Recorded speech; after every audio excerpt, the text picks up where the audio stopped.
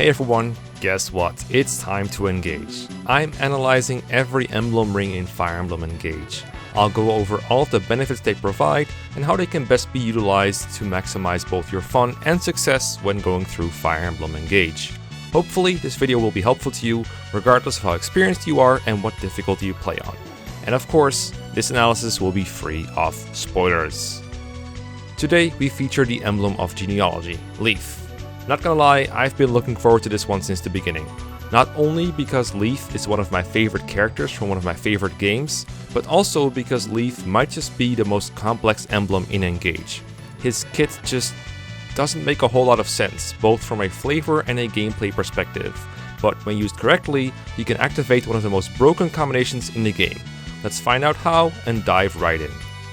We'll start with the sync skills. These are abilities that your character will always have as long as Leif is equipped, even when they're not engaged. The first one is Arm Shield, which reduces damage dealt to your unit by 3 if they have weapon triangle advantage over the enemy.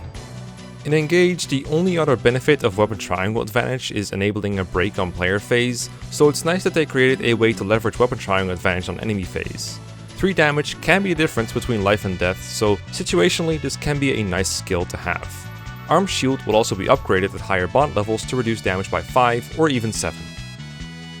As we'll see later, Weapon Triangle is quite relevant for Leif, but for now, let's just say Arm Shield provides a nice bulk boost whenever it activates.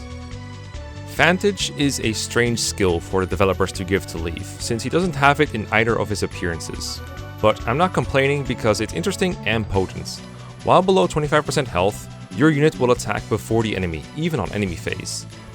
This is obviously a very risky skill to make use of because if you fail to kill your opponent, you'll probably wind up dead. But if you can somehow guarantee your enemy's demise, then you've got an enemy phase sweeper on your hands. We'll talk more about how to best do this in the build section. For now, let's just take note of the fact that there are better versions of Vantage available that activate at 50% and 75%. So far, Leif seems to have a defensive profile, and the stat bonuses do little to change that with an emphasis on HP and defense. The bonus to build is a funny reference to how units in Thracia can level up their build stat. In both Thracia and Engage, build offsets a weapon's weight. This bonus can therefore be a good way for units with low builds to get extra speed, without having to use a speed boosting emblem. Things get real interesting if we engage with Leif. This activates his Engage skill, Adaptable. While engaged on enemy phase, Leif will change the equipped weapon of your unit to try and optimize your performance.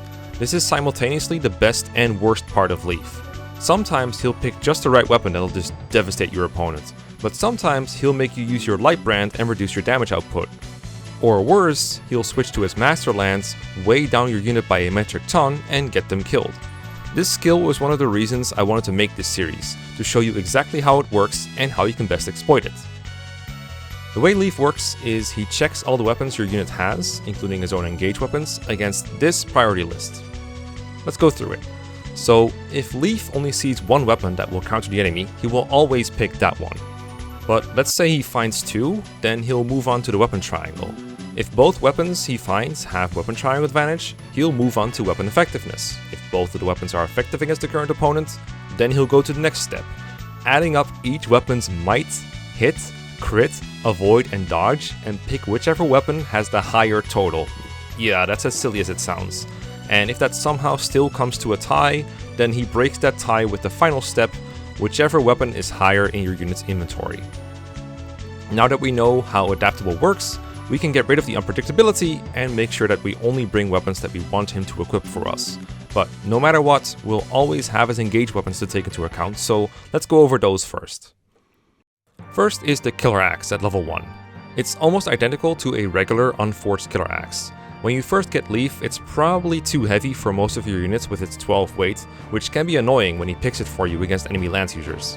There are situations where it comes in handy, but generally you're better off with your own weapons, especially when you can forge them. Next is the dreaded Master Lance, obtained at level 10. This is basically a 1-2 range Brave Lance, allowing you to attack twice when initiating at the cost of, well, everything else. The Master Lance's stats are, in technical terms, really bad. 7 might is very weak, 55 hit is unreliable, and 16 weight is almost certainly going to break the back of almost all of your units. It's funny how they copied the FE5 Masterlands 100% faithfully, but then cut the might in half and removed the brave functionality for enemy phase, the phase they clearly wanted to emphasize with Leif. I'm not going to say this weapon is never useful, but what I am going to say is that Leif having this weapon is more likely to hurt you on enemy phase than to help you on player phase.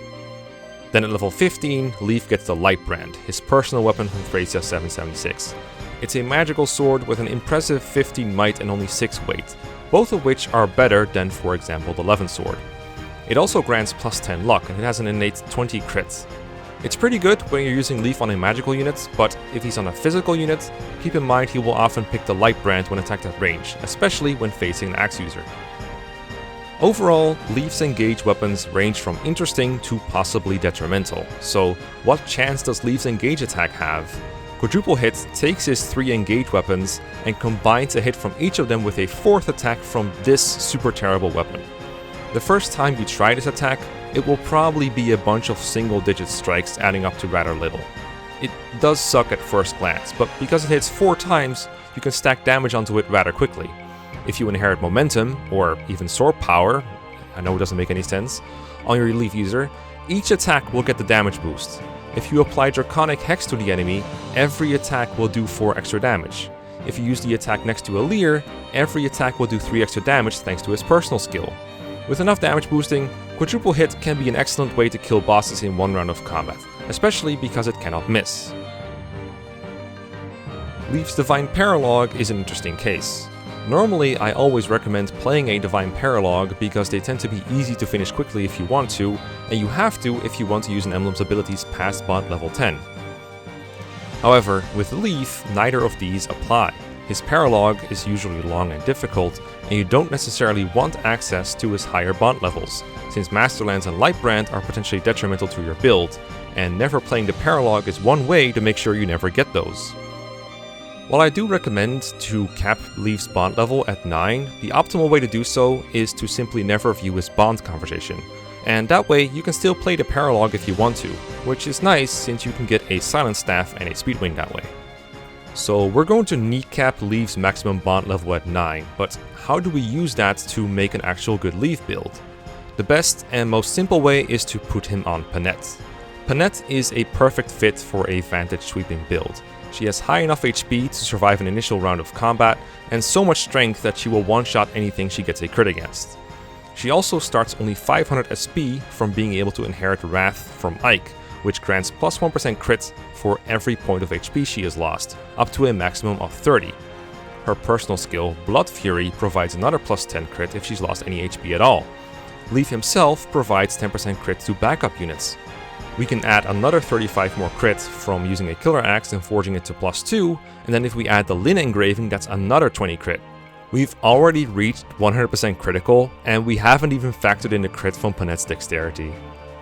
Now, why would we use Leif on Panette when we can just inherit Vantage instead?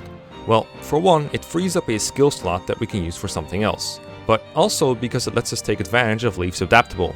If we reclass Panette to Warrior, we can give her a bow, which Leif will make her use whenever she is attacked at range. Now, she can switch between a Killer Axe and a Killer Bow on enemy phase. Leif will prioritize these 2 weapons as long as we make sure to give her nothing else. And remember, Leif will pick Panette's Forged Killer Axe over his own because it's stronger, so we don't have to worry about him overriding our preferences here. We can even give her a longbow to counter 3-range enemies if you want to, though obviously you will have less crit with that. This is one of the best builds in the game on any difficulty, and it can chew through the toughest enemy formations with no sweat. You can of course use similar ingredients to use the Vantage Wrath combo with other characters or other emblems, but remember you'll want to be as close to 100% hit and crit as possible, or else you're at risk of death with every combat. There are some other funny builds you can do with Leif. Magic users can try and take advantage of the Lightbrand as well as some of Leif's other properties. His bonus to build can help to negate the weight of some of the heavier tomes, or even a heavy weapon like the magical Hurricane Axe. The Hurricane Axe is hilarious because Vantage will let you attack first and potentially one-shot enemy flyers as long as your axe user has a little bit of magic. When it comes to using the Lightbrand, Saline in particular can stack the plus 10 luck bonus with her own insane luck to max out her accuracy with stabs like Silence and a Trap.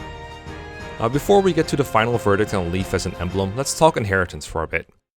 Arm Shield I would not say is the best skill to inherit, because engaged enemy groups are mostly fairly diverse, so it's hard to get a lot of mileage out of it.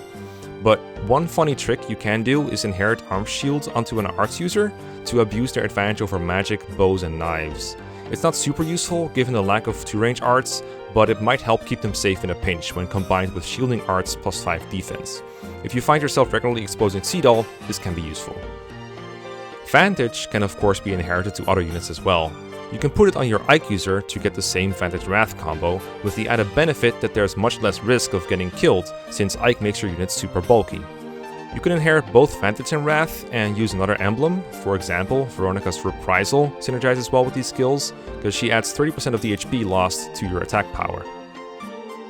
Leif also has Build Plus and Knife Precision available. Extra build can mean extra speed for units that want to use weapons that weigh them down. Unfortunately, it costs exactly as much SP as just inheriting speed from Lyn, so very rarely will you want to inherit build from Leif. Knife Precision is a minor hit and avoid boost when wielding a knife. It might have been useful for a dodge tanking build with the Thieves, if the bonuses weren't so small compared to how much SP they cost. For example, Knife Precision 5 costs 2000 SP, but it only gives plus 15 hit and avoid. Also, we can't forget Leif has an Engrave on offer. The Genealogy Engrave gives a weapon plus 1 might, plus 20 hits, plus 1 weight, and plus 10 avoid. Just a solid Engrave all around, as the extra weight is unlikely to cause any problems. Make sure to put it on a weapon right when you get Leif, just so you don't forget. Leif is a strange emblem. With most of the emblems analyzed so far, it's pretty obvious what the idea behind the design was. You know that if you engage Marth, your unit does a ton of extra damage, and if you engage Sigurd, your unit moves a lot further. Your unit becomes better, and that's that. But with Leif, you can't just slap him on someone and expect them to be greatly improved. In fact, if you try that, chances are they'll become worse sometimes due to how Adaptable sometimes picks the wrong weapon. You can tell how Adaptable and Arm Shield try to take advantage of the weapon triangle, but it just doesn't work very well in practice.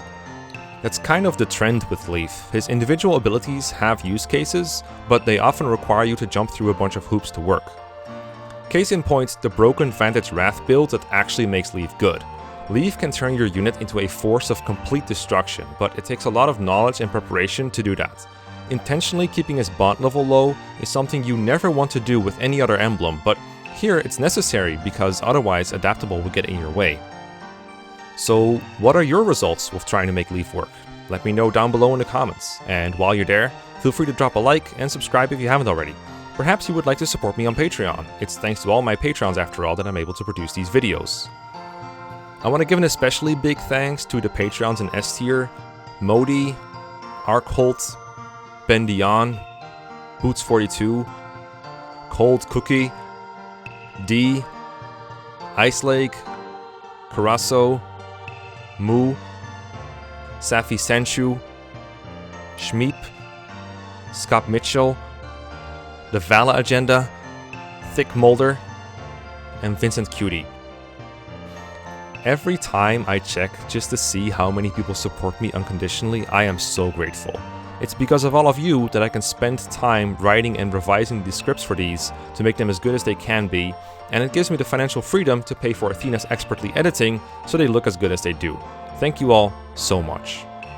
I would also like to take a quick moment to thank these people from the Discord server for once again providing corrections and ideas for this analysis. If not for them, I would have confidently stated that Leif's level 1 weapon is the Light Brand and countless other silly mistakes, so thanks for proofreading this so that no one will ever have to know. Before we're off, a quick PSA. Now that we're done with all the 6 early game emblems, I'm going to take a bit of a break before doing the other ones, just for the sake of variety. Don't worry though, they'll be back. Thank you for watching, and until next time.